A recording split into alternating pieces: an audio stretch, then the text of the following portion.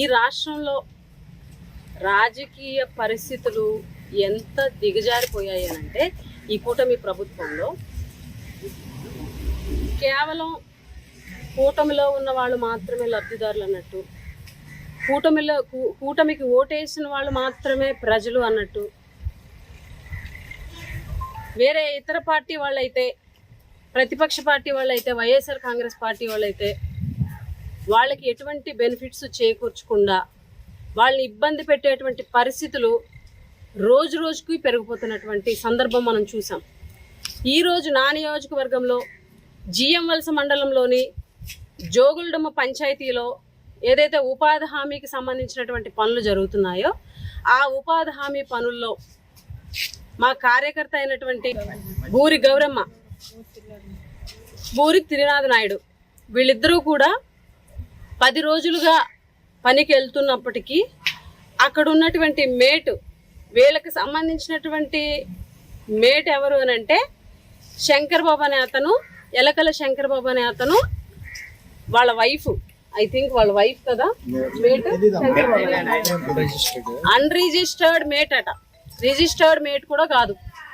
ఎవరైతే ఈ శంకర్ బాబు అనే వ్యక్తి వీళ్ళు పనికి వెళ్తున్నప్పటికీ కూడా పని కల్పించకుండా ఇబ్బంది పెట్టి ఆ ఎండల్లో నిలబెట్టి పంపించేయడం, నువ్వు ఇక్కడ కాదు ఇంకొక గ్రూప్కి వెళ్ళాలి అని చెప్పేసి ఇంకొక వ్యక్తి దగ్గరికి, ఇల్లం నాయుడు అనే వ్యక్తి, కాబోతల ఇల్లం నాయుడు అనేటువంటి మేటు దగ్గరికి వెళ్తే టీడీపీ వ్యక్తి అతను ఏం చెప్పాడు అని అంటే మా కాళ్ళ మీద పడితే నీకు పని కల్పిస్తాం అని 10 రోజులుగా పాపం వాళ్ళని తిప్పుతూ, పేదవాళ్ళైన వాళ్ళని, ఉపాధి హామీ పనికి వెళ్ళినటువంటి వాళ్ళని 10 రోజులుగా తిప్పుతూ 2-3 రోజుల నుంచి పని చేయించుకొని కూడా కనీసం ఫొటోస్ తీయకుండా, ఎందుకంటే మేట్స్ అనే వాళ్ళు ఫొటోస్ తీస్తేనే వాళ్ళకి తర్వాత వేజ్ పేమెంట్ అనేది వచ్చేటువంటి పరిస్థితి ఉంటుంది.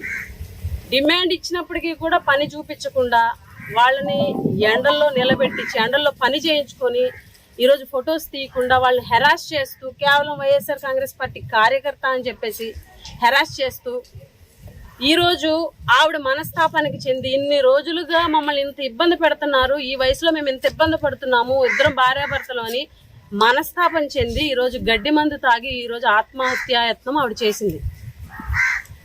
విత్ ఇన్ టైంలో కనుక చినమేరంగి హాస్పిటల్కి ఇక్కడ సిహెచ్సికి తీసుకురాకపోతే ఈరోజు ఆవిడ ప్రాణాలు వదిలిపెట్టేసేది. 15-20 మినిట్స్లో తీసుకురాబట్టి డాక్టర్ గారితో మాట్లాడడం జరిగింది. 15-20 నిమిషాలు ఇన్ టైంలో తీసుకురాబట్టి ఆవిడ సేవ్ అయింది, లేకపోతే ఆవిడ ప్రాణాలు పోయే పరిస్థితి ఉందని కూడా డాక్టర్ గారు చెప్పడం జరిగింది. అంటే ఎంత దారుణమైనటువంటి పరిస్థితులు ఈ కూటమి ప్రభుత్వంలో ఉన్నాయో ఈరోజు కళ్ళారా కనిపిస్తుంది. అయితే వైఎస్ఆర్ కాంగ్రెస్ పార్టీలో ఉన్న వాళ్ళు మనుషులు కాదా? వైఎస్ఆర్ కాంగ్రెస్ పార్టీకి ఓటేస్తే వైఎస్ఆర్ కాంగ్రెస్ పార్టీ కార్యకర్తలు అయితే వాళ్ళు ప్రజలు కాదా? ఓన్లీ కూటమి కోటేసిన వాళ్ళు, కూటమిలో ఉన్న వాళ్ళు మాత్రమే ప్రజలా? ప్రభుత్వం అనేది అందరినీ సమానంగా చూడాలి. ఎలక్షన్స్ వరకే రాజకీయాలు ఉండాలి. ఎలక్షన్స్ అయిపోయి ఏ ప్రభుత్వం వచ్చినా సరే ప్రజలు అందరూ మా వాళ్ళు అన్నట్టుగా ప్రభుత్వాలు పనిచేయాలి. ఇదే రాజ్యాంగం చెబుతుంది. కానీ ఈరోజు రాజ్యాంగానికి విరుద్ధంగా మాకు పార్టీలు మాత్రమే ముఖ్యం, మా పార్టీ వాళ్ళకి మాత్రమే మేము బెనిఫిట్స్ చేస్తాము, మిగిలిన పార్టీ వాళ్ళకి చెయ్యము అని ఈరోజు రాక్షసంగా మా కాళ్ళు పట్టుకుంటేనే మీకు పని కల్పిస్తాము అని చెప్పేసి ఉపాధి హామీ పనికి వెళ్ళే వాళ్ళని ఇబ్బంది పెడుతున్నటువంటి తీరుని ఈరోజు తీవ్రంగా ఖండిస్తున్నాము. గతంలో జగన్మోహన్ రెడ్డి గారి ప్రభుత్వంలో పార్టీలు చూడలేదు, రాజకీయాలు చేయలేదు.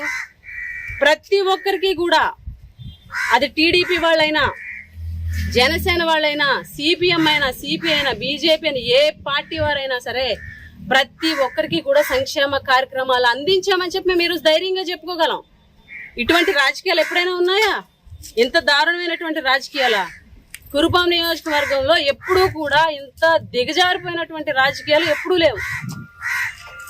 ప్రజలకు ఏం చేయాలో, నియోజకవర్గానికి ఏం చేయాలో అన్న దాని మీద దృష్టి పెట్టండి. ఇలాంటి పొలిటికల్ హెరాస్మెంట్స్ అనేవి చేసుకుంటూ పోతే రేపొద్దునన్న తర్వాత ఎప్పుడూ కూడా ఒకటే ప్రభుత్వం ఉండదు. ఎద్దెప్పుడు ఒకవైపే పడుకోదు. రేపొద్దునన్నాక మళ్ళీ మా ప్రభుత్వం వస్తే మీరు చూపించేటువంటి ఏదైతే ఈరోజు మీరు చేస్తున్నటువంటి దానికి రెట్టింపు చేసేటువంటి పరిస్థితులు మీరు కల్పిస్తున్నారు. దయించి ఇలాంటి చర్యలకి పాల్పడకండి. పేదవాళ్ళ మీద మీ ప్రయోగాలు చూపించకండి. అందరినీ ఒకలా చూడండి. ఇప్పటికైనా సరే ఈ ప్రభుత్వాన్ని కానీ కలెక్టర్ గారిని కానీ మేము కోరుకునేది ఒకటే, అలాగే ఎస్పీ గారిని కూడా కోరుకునేది ఒకటే. ఈరోజు ఎవరైతే ఆవిడ ఆత్మహత్య చేసుకోవడానికి కారణమయ్యారో ఖచ్చితంగా ఆ ఇల్లం నాయుడు మీద కానీ ఆ శంకర్ బాబు మీద కానీ ఈరోజు చర్యలు తీసుకోవాలి. ఇది ఎస్పీ గారిని మేము కోరుకుంటున్నాము.